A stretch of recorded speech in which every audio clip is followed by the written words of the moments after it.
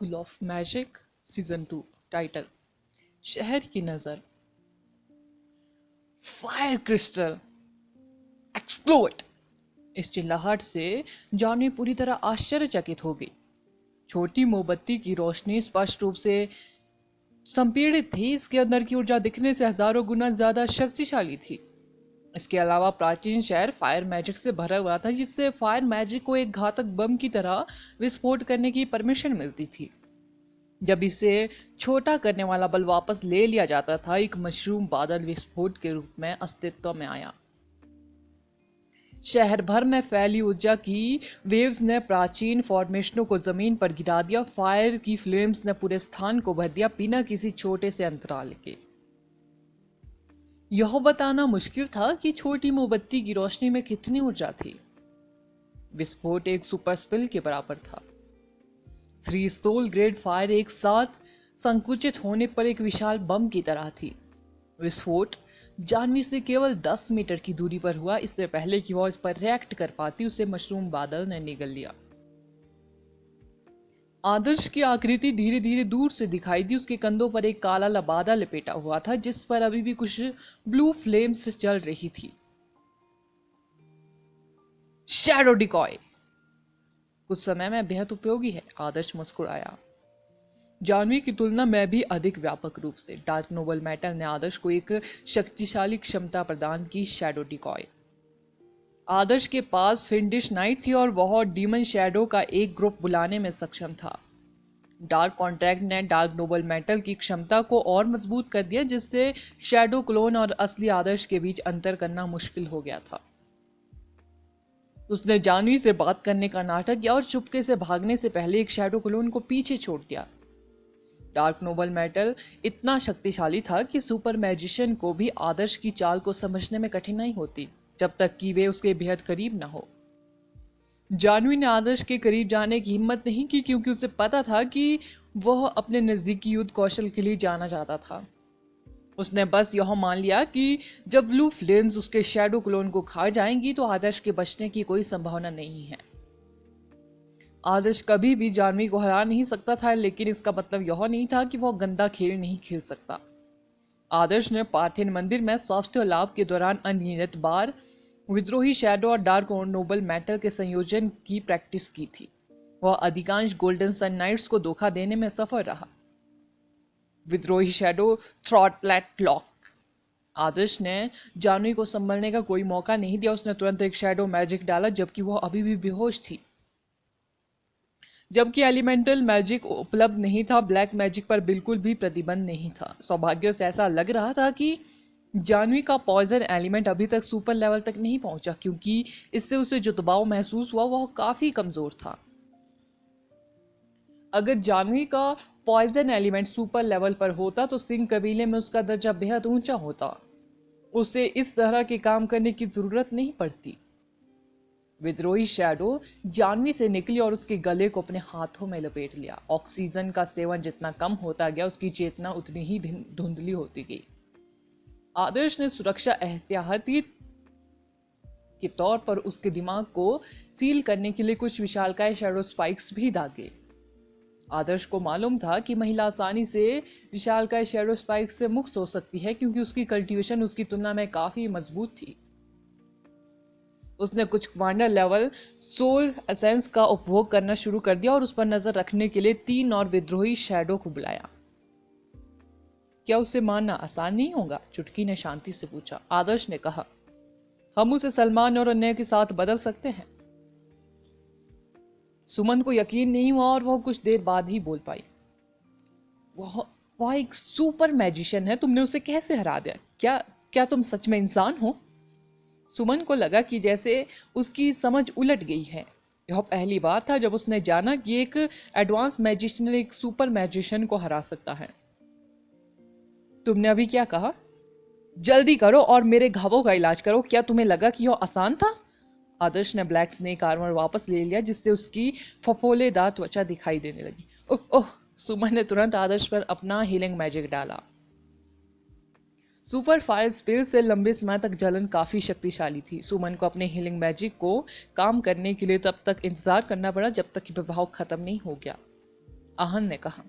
तुम हमेशा की तरह प्रभावशाली हो। मुझे तो ऐसा लगा था कि हम सब यहीं मर जाएंगे। सौभाग्य से मेरे पास 3 ग्रेट फायर और लिटिल फ्लेम बेले की असाधारण ताकत है। मैं एक छोटी सी तरकीब से उसका ख्याल रखने में कामयाब रहा। ऐसा कहा जा रहा है कि जानो सुपर मैजिशियन के बीच स्पष्ट रूप से सबसे नीचे है। अगर हम थोड़े ज्यादा मजबूत सुपर मैजिशियन के खिलाफ होते तो हम हार जाते। आदर्श को ऐसा बिल्कुल भी नहीं लगा कि यह कोई आसान काम था। यह सच है, लेकिन क्या कोई और भी है जिसके पास एक ही एलिमेंट के लिए 3 अलग-अलग सोल ग्रेड सीड्स हैं? सुमन ने बड़बड़ाते हुए कहा। किसी व्यक्ति के लिए खुद की तुलना दूसरों से करना वाकई बेहद गुस्सा दिलाने वाला था। आदर्श के फायर एलिमेंट में 3 तरह की सोल ग्रेड फायर, 3 डोमेन और 3 स्पेशल इफेक्ट थे। एक फायर मैजिशियन जिसके पास एक भी सोल ग्रेड फ्लेम नहीं है, वह क्या सोचेगा? जानवी के मामले में भले ही वह पहले से ही एक सुपर मैजिशियन थी, उसके पास केवल एक soul grade fire blue demon flame थी। उनकी फ्लेम्स के लेवल के संदर्भ में वो आदर्श की 3 सोल ग्रेड फायर की तुलना में काफी कमजोर थी। उसकी लाइटनिंग भी बेहद पागलपन भरी है। यह एक सुपर मैजिशियन को भी डराने के लिए काफी शक्तिशाली है। आहन ने खुशी से सुमन के दिल में एक और वार किया। सुमन ने आदर्श की चोटों का इलाज करने का मूड पूरी तरह से खो दिया। उसे ठीक करने से उसकी अपनी कल्टीवेशन को बेहतर बनाने की प्रेरणा ही खत्म हो जाएगी। कुणाल ने कहा, अब जब हमने जानवी का ध्यान रख लिया है तो अन्य लोग अब हमारे लिए कोई खतरा नहीं है। मुझे कुछ आराम की जरूरत है, ये सिर्फ मामूली चोटें नहीं है। आदर्श कमजोर हालत में जमीन पर गिर पड़ा। वह पूरी तरह से थक चुका था। जब से ग्रुप को अग्निपंख वाले तानाशाह ने पीछा किया था, तब से वह लगातार अपनी ऊर्जा खर्च कर रहा था। वह इतना कमजोर हो गया कि बाहर सिंह कबीले के बचे हुए लोगों से भी नहीं निपट सकता था। चुटकी ने चारों ओर देखा और दुखी होकर कहा, शहर नष्ट हो गया है, बस ऐसे ही। आदर्श केवल व्यंग्यात्मक ढंग से मुस्कुरा सकता था। शहर बेहद कमजोर था। यह इतने उच्च स्तरीय युद्ध से होने वाले नुकसान को नहीं झेल सकता था। एक यादृच्छिक मैजिक पूरे शहर को नष्ट कर सकता था। यदि वे अपनी ऊर्जा को थोड़ा बेहद जमा कर पाते तो एक मैजिक शहर की आदि प्राचीन फॉर्मेशनों को नष्ट कर सकता था। अगली बार जब कोई एक इस एकांत स्थानिक रिले पॉइंट पर आता तो जो कुछ बचता वह केवल झुलसा हुआ मलबा और जमीन होता। आदर्श को इस बात पर थोड़ा अफसोस हुआ। दुनिया में बेहद कम प्लेस इस शहर जितने पवित्र है। यह समय के साथ बुरा नहीं होगा। यह युद्धों से अछूता नहीं था। उसे आश्चर्य हुआ कि यहाँ कौन से लोग रहते थे और वे क्यों चले गए। चुटकी, क्या तुम्हें पता चला कि यह जगह किस लिए है? आदर्श ने आराम करते हुए पूछा। चुटकी ने कहा, मुझे यकीन है कि यह एक शरण स्थल है जिसे स्पेस एलिमेंट के एक महान गुरु ने बनाया था, लेकिन अंततः इसे भुला दिया गया। यदि समय वास्तव में स्थिर है तो क्या इसका मतलब यह नहीं कि यहाँ सब कुछ अविनाशी है? सुमन ने पूछा। कौन जानता है, मैं बस अच्छी नींद लेना चाहता हूँ और उस कमीने की पिटाई करना चाहता हूँ। आहन अपने हाथों को तकियों की तरह यूज करते हुए जमीन पर लेट गया। आहन अपनी आंखें बंद करने ही वाला था, लेकिन जब उसने लापरवाही से आसमान की ओर देखा तो उसकी आत्मा कांप उठी। वह जोर से चिल्लाया और आकाश की ओर इशारा करते हुए सीधा बैठ गया। शहर के ऊपर आसमान में एक आंख थी। यह बेहद बड़ी थी, स्वर्ग की आंख जो शहर के अंदर के छोटे छोटे लोगों को घूर रही थी। School of magic next episode title, वह शहर जहां समय पीछे की ओर बहता है। आदर्श, कुणाल, चुटकी और सुमन ने अपनी आंखें उठाई। वे दंग रह गए कि मूर्तियों मूर्तियों की तरह जम गए जब उन्होंने विशाल आंख देखी। आंख के चारों ओर एक बेहद बड़ा भंवर बन गया। यह धीरे धीरे चौड़ा होता गया और शहर पर हजारों किरणें बरसाने लगा। किरणों ने प्राचीन खंडर शहर को ऊर्जा और प्रकाश के शंकु में समाहित कर दिया। उन्होंने देखा कि जगह जगह बिखरी राख हवा में उड़ रही थी। आदर्श और जानवी ने जिन इमारतों को नष्ट किया उनका मलबा जमीन से ऊपर उठ गया। आंखों से निकलने वाली रोशनी में सब कुछ साफ नजर आ रहा था। यह अहन सदमे में हकला रहा था। उसने सोचा कि आसमान में मौजूद आंख शहर में घुसपैठ करने के कारण उन्हें टुकड़े टुकड़े कर देगी। वह पहले से ही मौत का सामना करने के लिए तैयार था, लेकिन उसे आश्चर्य हुआ कि न केवल प्रकाश ने उन्हें कोई नुकसान नहीं पहुंचाया, बल्कि प्रकाश बेहद आरामदायक और गर्म महसूस हुआ, जैसे कि वह धूप सेक रहा हो। टूटी हुई इमारतें, नष्ट हुई सड़कें और राख हवा में छाई हुई थी। फिर एक निश्चित ऊंचाई पर पहुंचकर अचानक रुक गई। वे सब एक दूसरे में मिल गए थे, जैसे आसमान में तैरती हुई एक बड़ी काली गेंद। वे आश्चर्य से देखते रहे, तभी मलबे का वह काला ढेर तेजी से नीचे गिर पड़ा। ऐसा लग रहा था जैसे कोई बेहद बड़ा लैंडफिल आसमान से अपना कचरा नीचे गिरा रहा हो, लेकिन मलबा स्पष्ट रूप से व्यवस्थित तरीके से गिर रहा था। सबसे पहले गिरने वाले हिस्से सड़कों के टुकड़े थे, जिन्हें जानवी ने अपने सुपर फायर स्प्रे से नष्ट किया था। सड़कें बनाने वाली ईंटें जलकर काला पाउडर बन गई। हालांकि जैसे ही ब्लैक पाउडर जमीन पर गिरा, उसने अपना मूल रंग और यहां तक कि ईंटों का रूप भी वापस पा लिया। आसमान से और अधिक काला पाउडर गिरा, जिससे नष्ट हुई सड़कें ठीक हो गई। न केवल सड़कों की मरम्मत की जा रही थी, बल्कि जो फॉर्मेशनें जमीन पर गिर गई थी, वे जल्द ही अपना मूल स्वरूप प्राप्त कर रही थी, जो आकाश से गिरने वाली धूल और मलबे से पुनर्निर्मित हो रही थी। इमारतें, सड़कें, पौधे और लकड़ी के बैनर, ऐसा लगा जैसे वे पांचों किसी फिल्म के बीच में हो जो रिमाइंड हो रही हो। जो कुछ भी नष्ट हो गया, उसे उसके मूल स्वरूप में बहाल किया जा रहा था। एक चिकनी सफेद चट्टान एक युवा महिला की मूर्ति पर गिरी। उसके शरीर को ढकने वाला पतला पर्दा उतना ही सुंदर था जितना कि वह मूल रूप से था, और उसकी त्वचा भी उतनी ही आकर्षक थी। सूख चुका फव्वारा फिर से पानी से भर गया था। फव्वारा बनाने के लिए ढेर लगाए गए कंकड़ अब चमक रहे थे। सड़कों पर धूल का नामो निशान नहीं था। दोनों तरफ व्यवस्थित इमारतें थी। 1 मिनट पहले झुलसी हुई जमीन मलबे से ढकी हुई थी, लेकिन अब एक सुंदर एकांत शहर आसमान से उतर आया था और आदर्श और बाकी लोगों के सामने अविश्वसनीय तरीके से पेश आया। आदर्श, सुमन, कुणाल, चुटकी और आहन उस शहर में खड़े थे जो अब पूरी तरह से ठीक हो चुका था। जब उन्होंने फिर से आसमान की ओर देखा तो आंख गायब हो चुकी थी। आदर्श फव्वारे के पास गया और मूर्ति को छुआ, बस यह देखने के लिए क्या यह सिर्फ एक भ्रम है। हालांकि उसे तुरंत लगा कि यह छूने पर चिकनी और बर्फीली थी। क्या हम अब सपने में हैं? आहन ने अपना चेहरा उदास रखते हुए पूछा। मुझे मुझे भी कुछ नहीं पता। सुमन भी चुप हो गई। वे इसे कैसे समझा सकते थे? सब कुछ पहले जैसा हो गया। आदर्श और जानवी ने स्पर्श रूप से शहर को तहस नहस कर दिया था। उनकी फ्लेम्स ने सब कुछ जलाकर राख कर दिया। क्या वाकई कोई मैजिक था जो पहले से ही नष्ट हो चुकी किसी चीज को फिर से ठीक कर सकता था? पूरे शहर की तो बात ही छोड़िए। समय पीछे लौट रहा है। कुछ देर बाद चुटकी बड़बड़ाई। यह कैसे संभव है? अगर टाइम को सचमुच पीछे कर दिया जाए तो हम खुद को अपने पिछले स्थान पर पाएंगे और जानवी भी घायल नहीं होंगी। आदर्श ने अपना सिर हिलाया। समय वापस नहीं आया था। अगर समय सचमुच पीछे लौटा था तो यह सिर्फ उस अजीब शहर के साथ हुआ, क्योंकि उसे उसके बेसिक स्वरूप में बहाल कर दिया गया था। यहाँ क्या हो रहा है? मुझे ऐसा लग रहा है कि मैं अपना दिमाग खोने वाला हूं, आहन ने कहा। आदर्श शहर से बाहर भागा और घिरी हुई दीवार पर आहन की नक्काशी देखी। इसका मतलब था कि शहर ही एकमात्र ऐसी जगह थी जिसे ठीक किया गया था। तथ्य यह कि एक युवा महिला की मूर्ति जो पहले धूल में बदल गई थी, वापस ठीक हो गई। इसका मतलब यह था कि ऐसा पहली बार नहीं हुआ। ऐसा लग रहा था कि शहर में होने वाले छोटे मोटे बदलाव भी कुछ समय बाद ठीक हो जाएंगे और उसका बेसिक स्वरूप वापस आ जाएगा। मुझे लगता है कि हमें जल्दी करना चाहिए और यह जगह छोड़ देनी चाहिए, सुमन ने थोड़ी डरी हुई आवाज में कहा।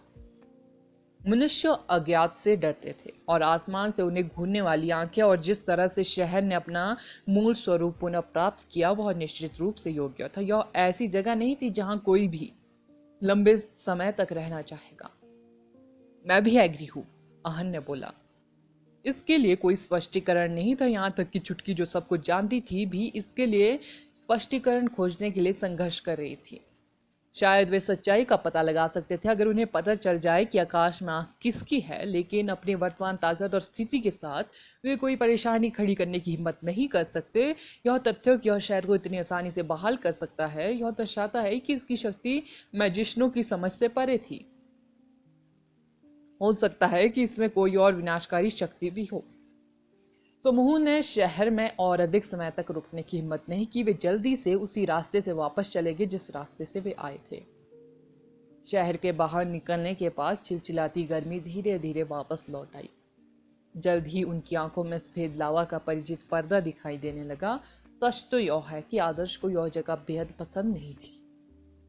सलमान की अटकलें स्पष्ट रूप से गलत थी। सफेद लावा के अंदर कोई कीमती खजाना नहीं, ना ही यह वह जगह थी जहां उल्कापिंड की फ्लेम्स उतरी थी। यह लंबे समय से आसपास था, एक ऐसा रास्ता जो आधुनिक लोगों के लिए अज्ञात स्थानिक रिले पॉइंट की ओर जाता था। आदर्श, आहन और कुणाल सफेद लावा से निकलने के बाद अपने मैजिक का यूज करने में सक्षम थे। सनी, अर्जुन और अन्य थोड़े मजबूत हो सकते हैं, लेकिन वे स्पष्ट रूप से तिकड़ी के खिलाफ खड़े नहीं हो सके। उन्होंने अपनी ऊर्जा से अपने दुश्मनों का तुरंत ख्याल रखा। दुर्भाग्य से अर्जुन भागने में कामयाब रहा। सुरंगें सभी दिशाओं से सुलभ थी और कुछ जंक्शन भूल भुलैया की तरह लग रहे थे। यह असंभव था कि वे उसे ढूंढ पाएंगे, क्योंकि जगह छोड़ने का एकमात्र तरीका स्पेस स्क्रॉल था। इसलिए जब वे शर्मा और राठौर कबीले के लोगों को बुलाते तो उस आदमी के पास भागने के लिए कोई जगह नहीं होती। हम बाद में बात करेंगे, पहले टेलीपोर्टेशन फॉर्मेशन सेट कर ले। मैं नहीं चाहता कि कोई दुर्घटना फिर से हो, आदर्श ने विशाल से कहा। विशाल को इस पर यकीन नहीं हुआ। क्या जानवी उन्हें पकड़ने के लिए इस भेद लावा के अंदर नहीं गई थी? इसके बजाय वह कैसे वश में होगी? क्या वह सिर्फ एक नकली सुपर मैजिशियन थी? School of magic season 2 title. अब और जीने में शर्म आती है। सनरिज के दक्षिण में स्थित पर्वत। आत्मादीप इधर उधर घूम रहे थे। उसे अभी अपनी चोटों का इलाज करवाना था। उनमें से कुछ पर पहले से ही छाले पड़ चुके थे। भैया, अगर आप बस इधर उधर घूमते रहेंगे तो इससे कोई मदद नहीं मिलेगी, एक मेंबर ने कहा। पिताजी, चलो वापस गांव की ओर चले। उनके बचने की कोई संभावना नहीं है, रणधीर ने कहा। चुप रहो, आत्मादीप ने चिंता से कहा। अगर उन्हें कुछ हुआ तो मैं भी उनके साथ डूब जाऊंगा। यह सब मेरी गलती है, यह सब मेरी ही गलती है। मैं समय रहते शासक लेवल के प्राणी को रोक नहीं पाया और उन्हें ज्वालामुखी कुंड में कूदने के लिए मजबूर होना पड़ा। मैं इसे शर्मा कबीले, नंदेश पर्वत और हमारे कबीले के लोगों को कैसे समझाऊंगा? आपको खुद को समझाने की क्या जरूरत है?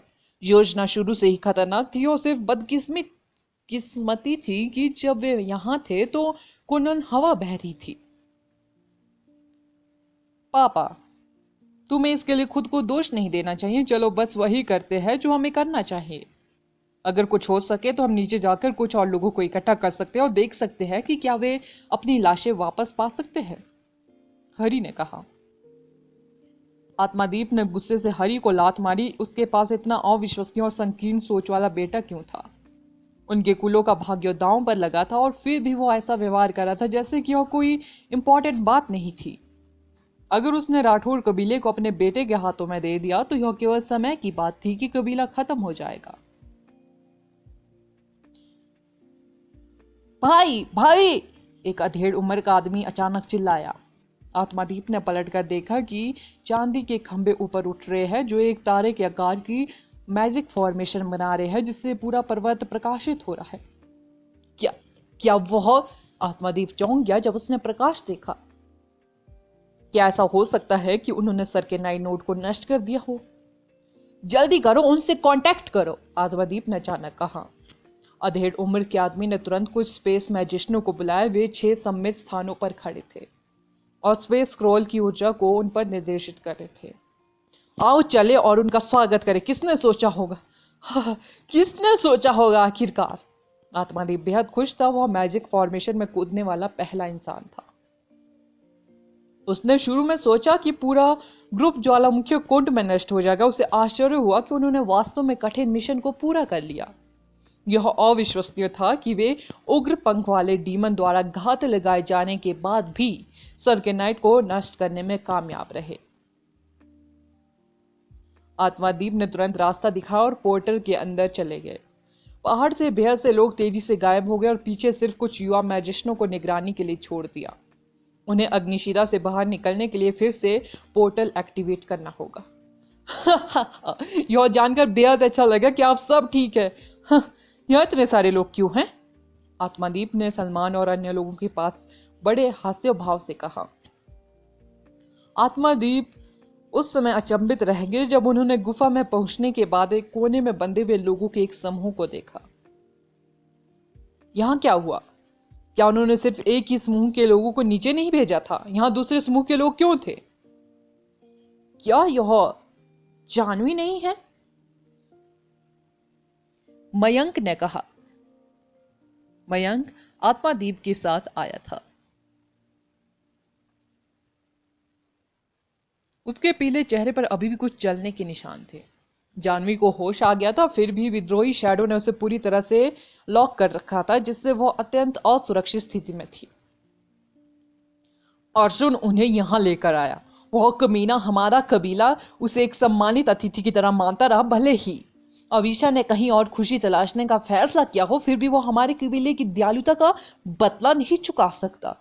यह तो बताने की जरूरत ही नहीं कि अवीशा कभी भी उसके साथ आधिकारिक रिश्ते में नहीं थी। उसने न केवल हमें धोखा दिया बल्कि उसने हमें मरवाने की भी कोशिश की। विशाल ने अर्जुन पर बेहद गुस्सा करते हुए कहा। सभी ने यहाँ आने के लिए अपनी जान जोखिम में डाली थी। उन्हें आखिरकार इस जगह से निकलने की उम्मीद की एक झलक मिली, फिर भी इसे सिंह कबीले के लोगों ने लगभग बर्बाद कर दिया। वे अर्जुन के खिलाफ दुश्मनी कैसे नहीं रख सकते थे? वे सभी सोचते थे कि अर्जुन एक असली आदमी था। जब वह परिस्थितियों के बावजूद खुद को साबित करने के लिए काफी बहादुर था, फिर भी वह एक बेहद ही नीच व्यक्ति निकला। उसने जो किया वह पूरी तरह से घृणित और क्रोधजनक था। आत्मादीप और मयंक ने एक दूसरे को देखा। उन्हें उम्मीद नहीं थी कि भूमिगत गुफा में इतनी सारी चीजें घटित होंगी। ना ही वे कल्पना कर सकते थे कि जानवी एक सुपर मैजिशियन पराजित हो जाएगी और एक कैदी की तरह एक कोने में बंधी रहेगी। जानवी भले ही उतनी शक्तिशाली नहीं थी जितने वे थे, लेकिन वो अभी भी सिंह कबीले में काफी प्रतिष्ठित थी। हालांकि आत्मादीप और मयंक गुस्से से कांप उठे जब उन्हें एहसास हुआ कि सिंह कबीले ने क्या करने की कोशिश की। हम उन्हें मार क्यों नहीं देते? वे हमारे साथ इतने क्रूर और भयानक थे, हमें उन पर दया क्यों दिखानी पड़ रही है? गुस्से में विशाल ने कहा। नहीं, अगर हम उन्हें मार देंगे तो जनता सिंह कबीले की असली पहचान नहीं देख पाएगी। हमें उन्हें जिंदा चाहिए और यह सुनिश्चित करना है कि सिंह कबीले के लोग खुद ही इन बदमाशों पर दावा करें। जितना ज्यादा ध्यान इस पर जाएगा हमारे लिए उतना ही अच्छा होगा। हम दुनिया को बताएंगे कि सिंह कबीला हमारे जैसे दूसरे मशहूर कबीलों के साथ कैसा व्यवहार कर रहा है। अब जब हमने उन्हें रंगे हाथों पकड़ लिया है तो हम उन्हें इसकी सजा देंगे और उनकी प्रतिष्ठा भी नष्ट कर देंगे। आदर्श, तुम क्या कहते हो? सलमान ने शांति से जवाब दिया। मैं सहमत हूं। उन्हें मारने से हमें कोई भी फायदा नहीं होगा, हमें इससे केवल नफरत मिलेगी। आदर्श ने सिर हिलाया। सिंह कबीले के लोग बेहद ही घिनौने थे। जब देश इतनी खतरनाक स्थिति में था तब वे लोगों को फंसाने में बिजी थे। एक बार जब यह खबर लोगों तक फैल गई तो सिंह कबीले को बेहद अधिक नुकसान होने वाला था और उन्हें नुकसान के लिए तीनों कबीलों को मुआवजा भी देना पड़ सकता था। आदर्श, यह सब तुम्हारा धन्यवाद है। तुम हमारे कुलों के रक्षक हो। अब से नंदेश पर्वत की समस्या हमारे राठौर कबीले की समस्याएं भी होंगी। आत्मादीप ने कृतज्ञ आभार व्यक्त करते हुए आदर्श के कंधे थपथपाए। हाँ, सौभाग्य से पुराने कबीले के स्वामी नंदेश पर्वत के साथ सहयोग करने के लिए काफी चतुर थे। भले ही हम इस जगह में प्रवेश करने का कोई और रास्ता खोजने में कामयाब हो जाते, फिर भी हम सिंह कबीले द्वारा फंसाए जाने के शिकार हो जाते। अब जब सिंह कबीला इतनी बुरी तरह से लड़खड़ा गया है तो हम इसका अपने फायदे के लिए यूज कर पाएंगे। मयंक आदर्श से बेहद प्रभावित था। वे अप्रत्याशित मोड़ के बावजूद खतरे को सुरक्षा में बदलने में सक्षम थे। न केवल दो कुलों को अग्निशिरा की खुदाई करने का मौका मिला, बल्कि उनके पास सिंह कबीले को उनके कामों के लिए पीड़ित करने का भी मौका था। जानवी सिंह कबीले की जानी मानी प्रतिनिधि थी, इसलिए सिंह कबीला निश्चित रूप से उसके कामों से जुड़ा हुआ था। यह संभावना थी कि सिंह कबीले के जनसंपर्क वाले लोग कुछ ही समय में दया की भीख मांगने आएंगे। अगर वे जानवी को वापस भेजने की कोशिश करेंगे तो उन्हें अपनी खाल उतारनी पड़ेगी। जानवी को मरने का मन हुआ जब उसे एहसास हुआ कि वह अचानक दो कुलों के लिए सिंह कबीले से बदला लेने का प्रतीक बन गई है। यह एक चतुर घात माना जा रहा था, जिससे दोनों कबीले और भी पीछे चले गए और उनकी संपत्ति पर कब्जा कर लिया गया। इसका अंत इस तरह कैसे हुआ? सबसे इंपॉर्टेंट बात यह है कि सभी को पता चल जाएगा कि उसे एक एडवांस मैजिशियन ने हरा दिया। भले ही कबीले ने उसे छुड़ा लिया हो, वह बस एक पेड़ ढूंढकर खुद को फांसी पर लटका देंगी। जब वे सुरक्षित रूप से वांगयांग स्टेशन पर वापस लौटे तो समूह थका हुआ था। वे तुरंत अपने बिस्तरों पर गहरी नींद में सो गए। यहाँ तक कि जिन लोगों को चोटों का इलाज चल रहा था वे भी पत्थरों की तरह सो गए। बाकी काम अब आदर्श की चिंता का टॉपिक नहीं था, हालांकि वो अभी भी स्थानिक रिले पॉइंट से परेशान था। उसने शर्मा कबीले और राठौर कबीले को याद दिलाया कि जब तक जरूरी ना हो वे इस जगह पर पैर ना रखे। सफेद लावा के अंदर कोई उपयोगी इक्विपमेंट नहीं थे। आदर्श ने आत्मादीप और मयंक से उस क्षेत्र की खोज करने के लिए कहा जहां उसने उल्का स्कारलेट की खोज की थी। उनका मानना था कि यह वह जगह थी जहां अग्निशिरा के इक्विपमेंट मिल सकते थे। वे एक त्वरित खोज के बाद कुछ उपयोगी अयस्कों को खोजने में सक्षम थे। यह जगह इक्विपमेंटों से इतनी समृद्ध थी कि आत्मादीप और मयंक दोनों लगातार लाट टपकाते रहे। मयंक शर्मा कबीले का मेंबर था और आत्मादीप राठौर कबीले का। अग्निशिरा उनकी अपेक्षा से कहीं अधिक मूल्यवान थी। आदर्श द्वारा ली गई अत्यंत दुर्लभ आदिम सोल ग्रेड फ्लेम्स के अलावा उन्हें 3 अन्य सोल ग्रेड फायर सीड भी मिले जो पहले से ही आकार में थे। 30 से अधिक फायर सोल ग्रेड सीड और बेहद सारे सोल एसेंस और के टुकड़े और मौलिक क्रिस्टल वे उस जगह को छोड़ना भी नहीं चाहते थे। उन्हें अभी भी अग्निशिरा में शेष संसाधनों को खोजना और खोदना था। आदर्श ने पहले ही आदिम सोल ग्रेड फ्लेम्स का दावा करके बेहद बड़ा लाभ कमाया था। इक्विपमेंटों को अवशोषित करने और बेचने के बाद नंदेश पर्वत को भी लाभ का एक हिस्सा मिलेगा। आदर्श को ऐसा नहीं लगा कि संसाधनों का पहले दावा ना करके उसने कुछ खो दिया है। मुनाफे को बांटना बेहतर था। इसके अलावा नंदेश पर्वत ने इस ऑपरेशन से मूल रूप से 2 विश्वसनीय सहयोगियों से दोस्ती कर ली। उनकी मदद से सिंह कबीला पहले की तरह खतरनाक नहीं होगा। वे अब नंदिनी को पहले की तरह परेशान नहीं कर पाएंगे। बताओ, इस प्राचीन शहर में क्या है? तुम्हें क्या लगता है कि यह आंख क्या थी? आहन ने जिज्ञासा से पूछा। क्या तुम समय को पीछे मोड़ने में विश्वास करते हो? आदर्श ने पूछा। नहीं, बिल्कुल नहीं। अगर समय को पीछे मोड़ा जा सके तो हम हमेशा के लिए उसी चक्र में फंस जाएंगे, आहन ने कहा।